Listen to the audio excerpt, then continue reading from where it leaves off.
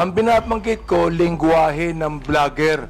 Hindi ka ordinaryong Pilipino. Mr. Chair, Tatandali lang, kasalala pa ako eh. Alright. Hindi ka ordinaryong Pilipino. Tama, mali? ordinaryong Pilipino ako, Mr. Hindi, Chair. hindi ka ordinaryong Pilipino. Vlogger ka eh. No, manggagawa ako, Vlogger Mr. ka. Chair. Lahat pa ng ordinaryong Pilipino, vlogger? Mr. Chair, manggagawa ho ako Andali lang, na may andali lang. platform ho. Andali So, lang. ordinaryong Pilipino ho ako, Andali Mr. lang. Chair. Mr. Vlogger ka Chair, eh. point of order. Thank you, Mr. Chair. Again, Ms. Cruz, do you believe that freedom of expression is not absolute? Yes, Mr. Chair. You do. Of I'd course, like Mr. to ask the other bloggers if they also believe that. Yes, Mr. Chair. You also believe that? Okay. Sir, Now, there's always a limitation. Ms. Cruz said, yung kanyang statement sa YouTube, no? Na profanities, insults, malicious is a healthy discourse. Gusto kong tanungin yung mga vloggers natin, do you agree with her on that? Yes. That profanities, insults, and malicious accusations is a healthy discourse and a part of the freedom of expression? We would like to ask every blogger to answer me yes or no if they believe in that. Mr. Chair, can I be recognized? Yes. Mr. Chair, no other than the highest court of the land has repeatedly said na hindi po masama ang pagmumura, lalong-lalo na sa mga pampublikong opisyal, especially kung ang pinatutungkulan po ay yung official functions nila. Not the person, but their official functions, Mr. Chair. So yun po ang paninindigan, lalong-lalo na po namin bilang mga manggagawa, dahil kahit meron pong TikTok, Facebook o social media, sa komunidad po, yan ang lengguwahe ng mga manggagawa at ordinaryong Pilipino na nagagalit. Hindi po kasalanan ng mga vlogger o ng mga gumagamit ng Facebook, TikTok, X o kung ano pa mang social media platforms kung bakit merong ganito na mga pagmumura o profanities. Ito po ay lengguwahe ng mga manggagawa at ordinaryong Pilipino na nagagalit. Hindi ko, Mr. Elijah, hindi ko binabanggit yung lingwahe ng ordinaryong Pilipino. Ang binabanggit ko, lingwahe ng vlogger. Hindi ka ordinaryong Pilipino. Mr. Chair, Tatandali lang, kasalala pa ako eh. Alright. Hindi ka ordinaryong Pilipino. Tama, mali? ordinaryong Pilipino ako, Mr. Hindi, Chair. hindi ka ordinaryong Pilipino. Vlogger ka eh. No, manggagawa ako, Vlogger Mr. ka. Chair. Lahat pa ng ordinaryong Pilipino, vlogger? Mr. Chair, manggagawa ho ako Andali lang, na may andali lang. platform ho. Andali So, lang. ordinaryong Pilipino ho ako, Andali Mr. lang. Chair. Mr. Vlogger ka Chair, eh. point of order. We have our rules here.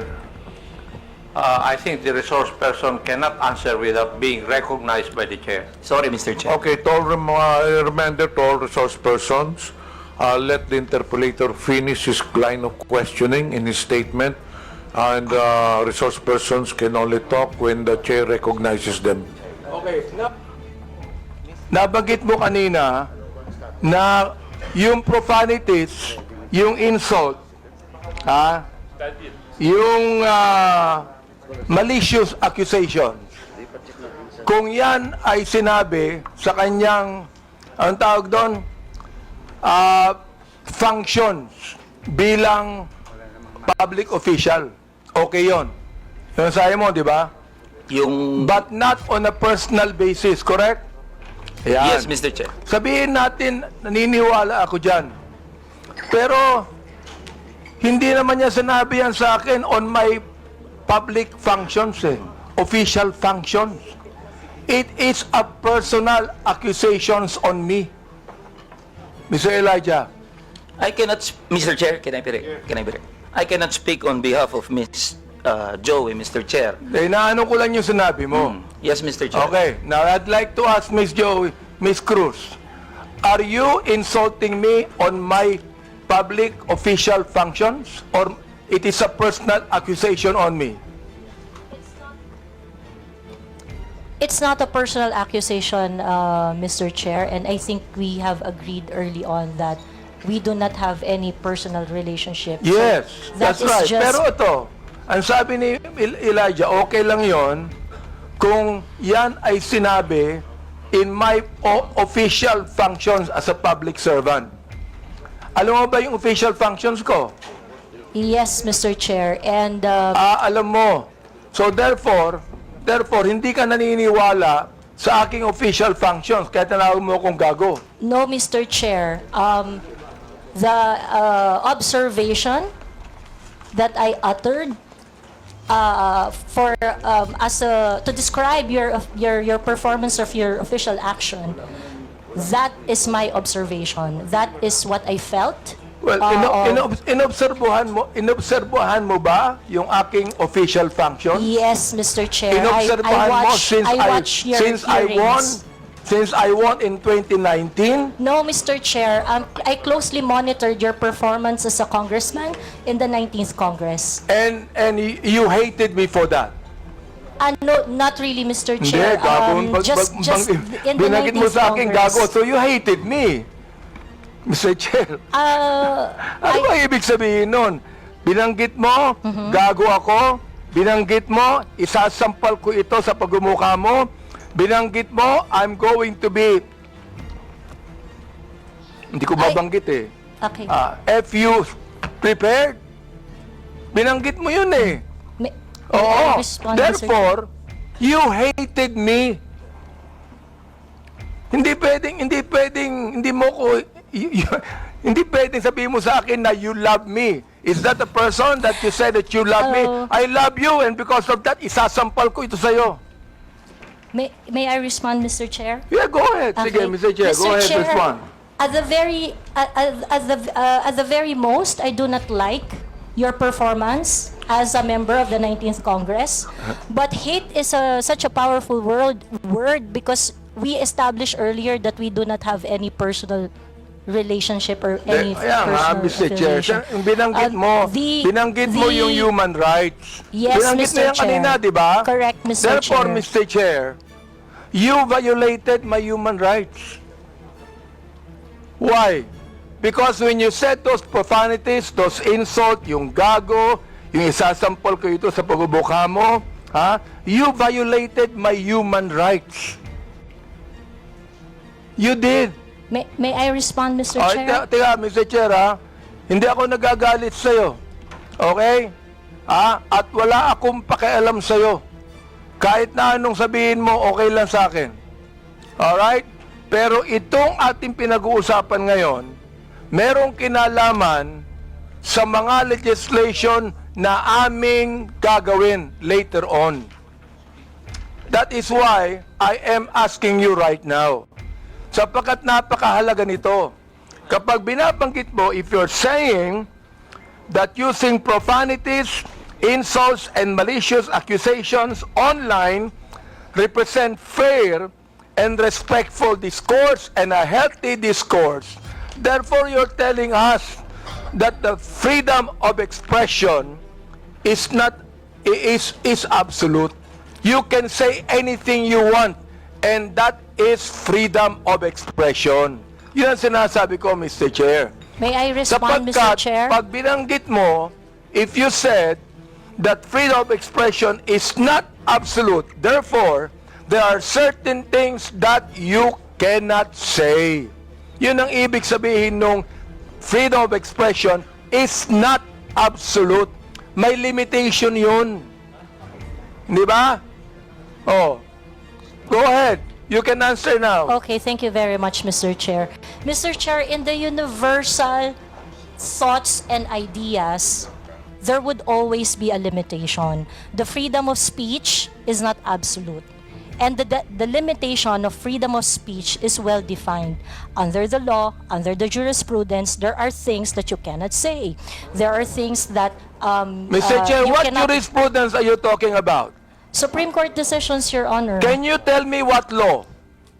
example of law that limits your Yes. freedom of expression? For Can you example, tell me Mr. the Chair, jurisprudence? yes, Mr. Chair. For example, Mr. Chair, there is, I cannot specify the specific law, Mr. Chair. There but is a law on libel. Yeah, law There on is a libel. law on slander. There Is it is a okay? law. Is it okay, Mr. Chair, if I give my example? Okay, thank you very much. One example, and I think this example is very demonstrative, is very illustrative of the limitation of freedom of speech.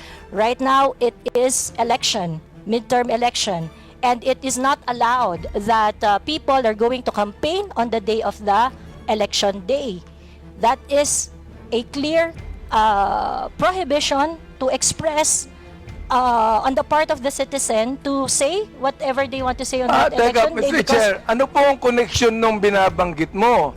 I'm asking you about the jurisprudence. I just told you that there is a law against on libel, on cybercrime. What you said today is libelous. What you said here is libelous. Why? Mr. Because Chair. there is a malicious intent. When you use profanities, when you use the word gago, there is a malicious accusation, and that is libelous. Mr. Chair, if Oh. if that is your assessment of And that kind of listen, statement, you not will only have your... libelous, Mr. Chair, dali lang ha, not only libelous, ha, that is also unjust vexation on my part. May I respond, Mr. Chair?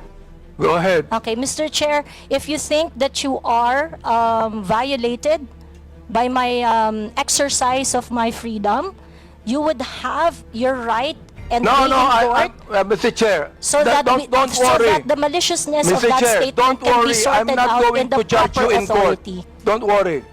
I'm not going to charge you. If I charge you in court, matatalo ka eh. Pero hindi. Oo. Unjust vexation to. Alam niyo ba yon?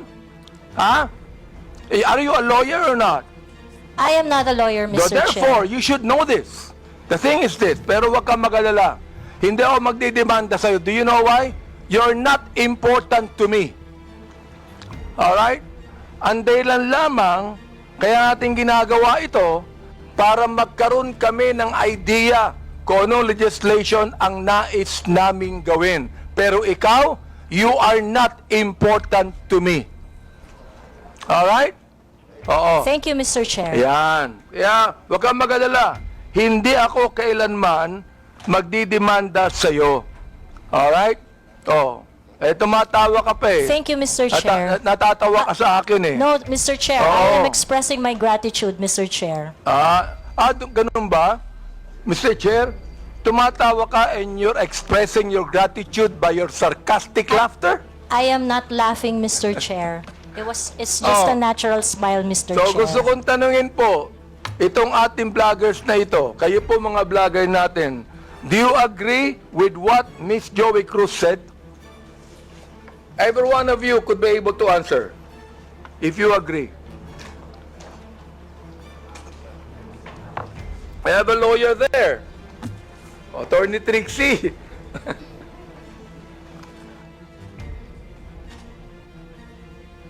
Attorney Trixie, you have the floor. Thank you, Mr. Chair. I disagree with Ms. Joey. I believe that there is, instead of a limitation on the freedom of speech, I believe that speech is either protected or not protected. Thank you very much. Those that are covered by the law, such as the law on inciting to terrorism, inciting to rebellion, and so on, are unprotected speech. And those that are not covered by any limitations by the law are protected speech. The Supreme Court has said that expressions of frustration are protected speech. And therefore, although we differ, Ms. Joey and I, on the approach to the problem, we agree on the solution. Okay, let me ask the other bloggers that we have. Each of you could be able to answer and tell me if you agree with Ms. Cruz on that. Your Honor, Mr. Chair, I am Dr. Mata. I'm a bit forgiving on those things sometimes, Mr. Chair, because sometimes people are so expressive that we tend to say things. And I could cite, Mr. Chair, your example on the last hearing. You mentioned something as well.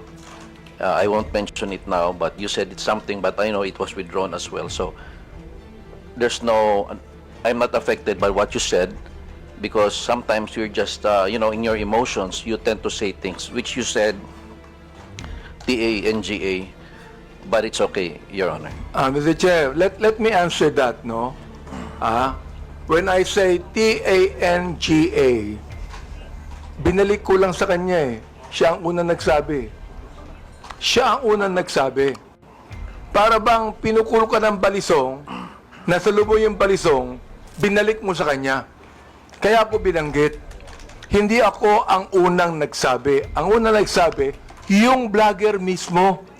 Ibinalik ko lamang sa kanya. Oh, ngayon, ako ang masama.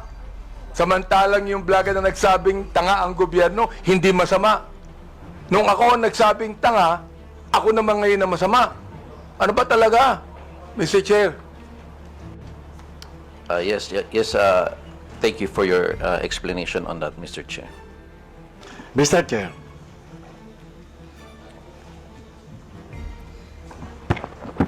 Yes, was that, Mr. Chair. Mr. Morales, please proceed. Yes, sir. Doon sa kay Miss Joey Cruz, ang ko lang bilang isang dating tauhan ng gobyerno, wag lang sana tayong magpakita ng anumang kagaspangan para hindi tayo napapansin ng publiko. Yun lang po.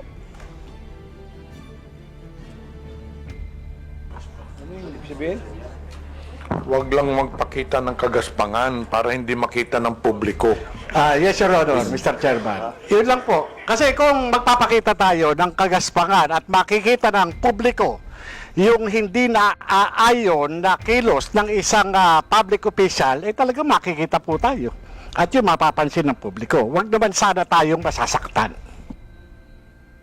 Sinong tinutukoy mo, Mr. Chair? Your Honor, yun pong mga gumagawa ng kagaspangan, yun po yun. Sino nga yung tinutukoy mo? Aba, hindi ko po alam. Siguro po, maaaring kayo po, Your Honor, mawalang galang na po, nasa inyo po yun kung sino po yung mapapatungkulan nun. Mr. Chair, ano ba yung kagaspangan na narinig mo? Sino nagsabi ng kagaspangan? Your Honor, ito po bilang isang dating tauhan ng gobyerno. Nagiging maingat dapat ang isang tauhan ng gobyerno habang siya ay nanunungkulan. Katulad ng pagnanakaw, pag-aabuso sa tungkulin, pagmamalabis. Yan po yung isa sa mga dapat na tinitingnan natin.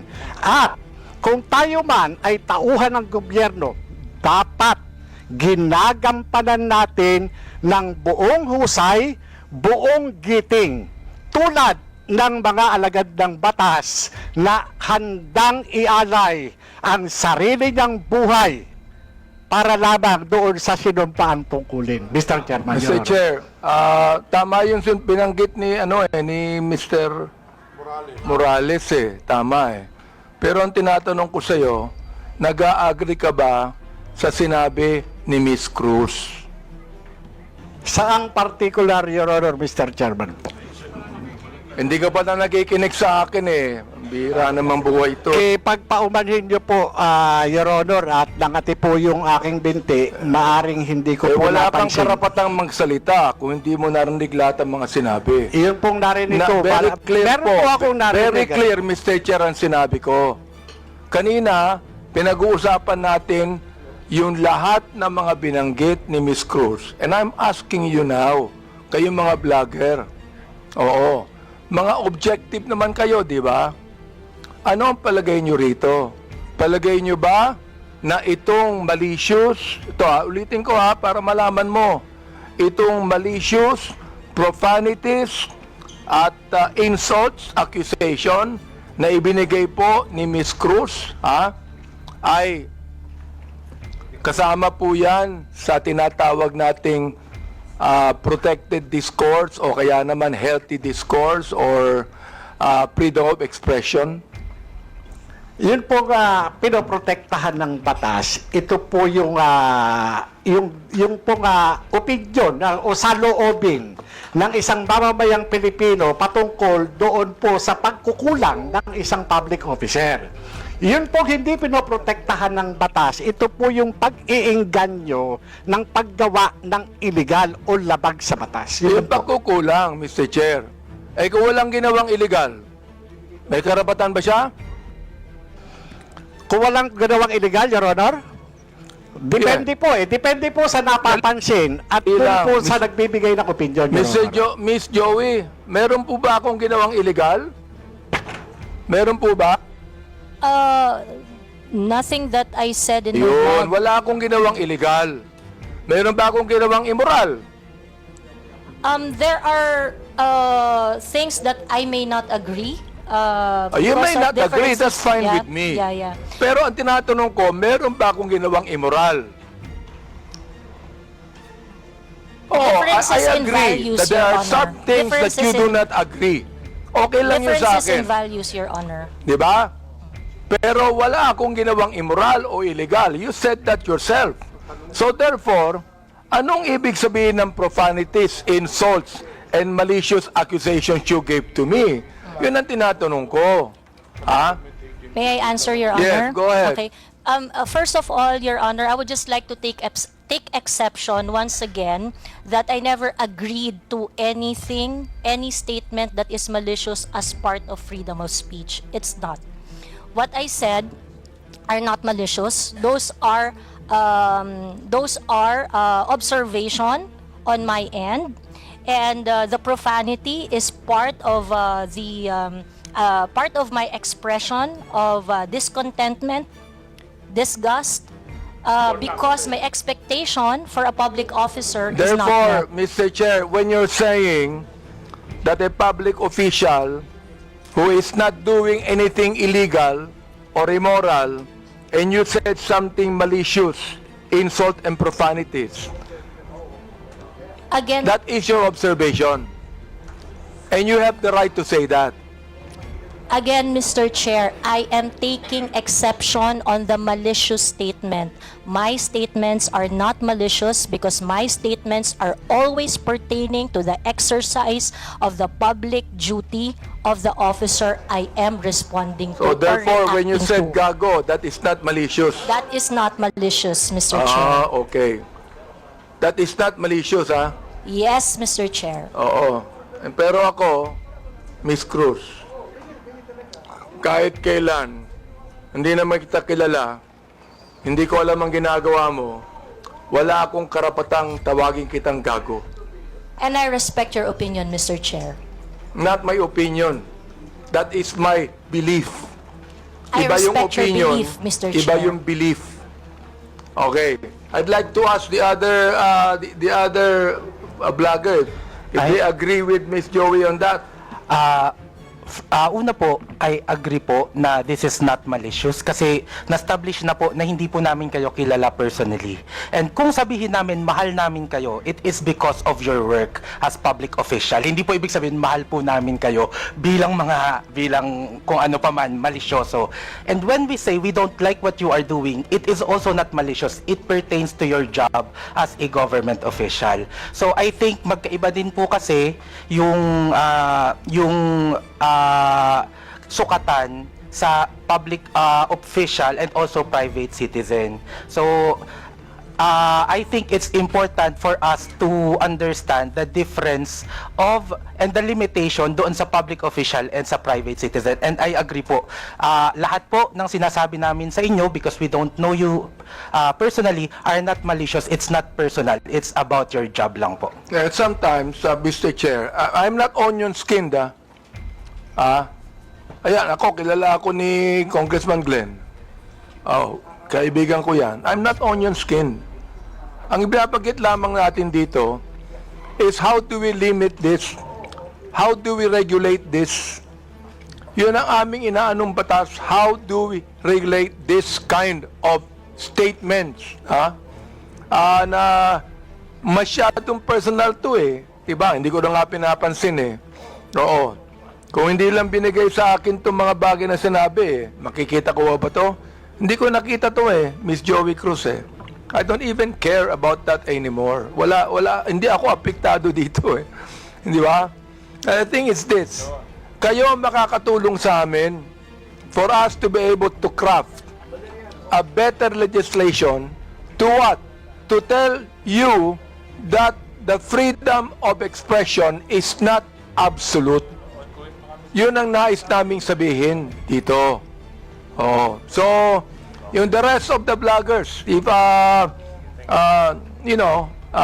yes, Attorney Glenn, go ahead. Thank you, Mr. Chair. While we recognize the plenary power of this Congress to enact legislation to limit freedom of speech or expression, I would just like also to exhort the members of Congress, the honorable members of Congress, to remember that the exercise of free speech, public officials should not be onion-skinned. I know hindi po kayo onion-skinned, Congressman, Honorable Abante. Public officials should not be onion-skinned, and that free speech serves as a scalpel that removes the abscesses of officialdom.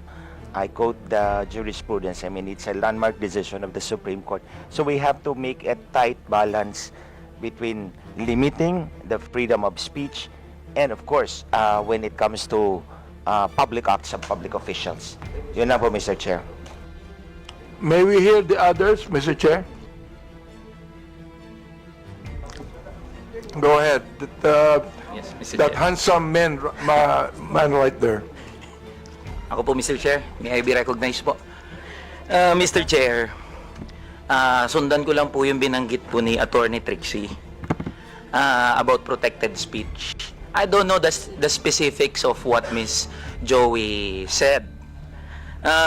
Be that as it may, Mr. Chair, kung yung pong mga binanggit niya ay nakapatungkol po sa official function, then it is warranted. If it pertains to the personal po na buhay, then it is unwarranted. Naiintindihan po namin yung predicament, Mr. Chair, ng mga congressman natin, ng mga public official natin na talagang nasa scrutiny ng taong bayan. Pero hinihingi rin po ng taong bayan, lalong-lalo na ng mga manggagawa, ang pag-intindi po ng ating mga congressmen doon sa kung ano yung nararamdaman at ano yung pakiramdam, emosyon ng mga tao patungkol doon sa function po ng ating mga public official. I believe yung mga binanggit po ni Miss Joey, it is part of protected speech. And I think doon po pwede tayong magkaisa. That's all, Mr. Chair. Meron pa. Yes, Miss, Mr. Chair, good afternoon po. Yung tungkol po sa sinabi ni pagsasamahin ko na po yung tatlo, ni Ma'am Joey, ni Attorney Trixie, at saka ni Sir Elijah. Kami po na mga content creators, nasa public eye din po kami, gaya po ninyo. So, whatever content or opinions that we also post online, nakaka-receive din po kami ng mga gaya ninyo na masasakit na salita. Kaya naiintindihan po namin kung saan din kayo nanggagaling. However, ang difference lang po natin, ang atake sa amin personal, ang atake po sa inyo, on your official function. Ngayon, ang masasabi ko lang po siguro pagdating sa bagay na yan, kami po, pinapabayaan po namin yung mga haters namin at saka bashers to air out what they think and feel about what we say. Hindi ko naman din po sinasabi na dapat ganun din po kayo. It so happen lang that sa inyo po, pagdating sa mga nasasabi nyo po, sa mga press briefing nyo po, sa press con ninyo, or even sa mga pinapublish sa news, ang sa aming mga content creator, naka-anchor kami lagi kung ano lang po ang nasasabi ninyo. Mr. Chair, Miss Batalya, Yes, po. gusto ko lang pong banggitin din, Alam mo, natanggap ko itong mga bagay na ito since Quadcom days Hindi ako binabas ng sino man bago ang Quadcom. Bakit kaya? Di ba? Share if I may. Hindi ako nababas Oo, ngayon lang talaga. Hindi ko alam kung bakit eh. Oo, yun ang gusto kong sabihin sana sa inyo. Diba? Yes, Manuel Mata po. Mr. yes, Chair, Mr. Mata, yes. that is exactly the point kung bakit hindi po tayo nakafocus dapat dun sa mga protected naman na speeches ng mga tao. But the reason of frustration, ano po yung context bakit po nasabi yon ni frustrate, bakit niya po nasabi yon, and yun po yung masolusyonan natin. I think dun po sana tayo nakafocus, and I think yun yung rason kung bakit sinasabi ng batas natin na dapat hindi onion skinned yung mga government official para nakafocus tayo doon sa totoong problema and cause of frustration ng mga tao. Mr. Chair, sinabi ko na hindi ako onion skin, di ba?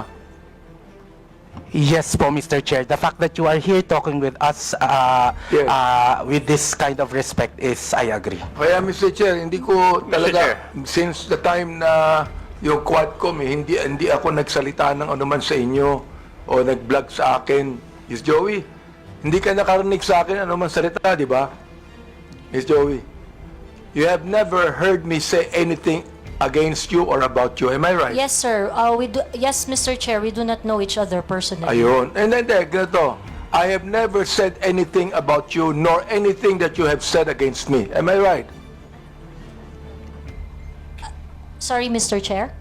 I have never said anything about you or anything against you, even if you said something against me. Am I right? That is correct, Mr. Chair. Yun. Yun ang gusto kong sabihin sa inyo. I'd like to give way to my good friend, Congressman Acop.